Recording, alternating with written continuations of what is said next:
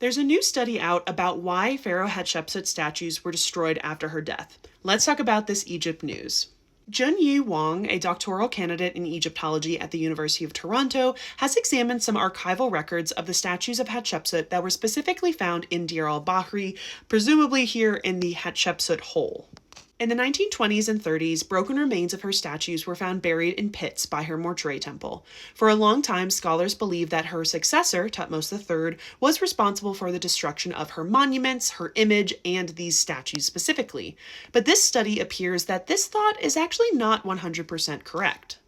When she was studying these statue fragments, she found that the vast majority were not smashed in the face and their inscriptions were still intact, meaning that they were still identified as the statues of Hatshepsut. They were actually broken at the neck, waist, and feet. Now, the locations of these breaks are significant because there is other evidence of statues broken in the same spots, which have been identified as being ritually deactivated. The ancient Egyptians saw statues as living entities, which is why there was always a large cult statue in the temples that would be dressed and fed daily.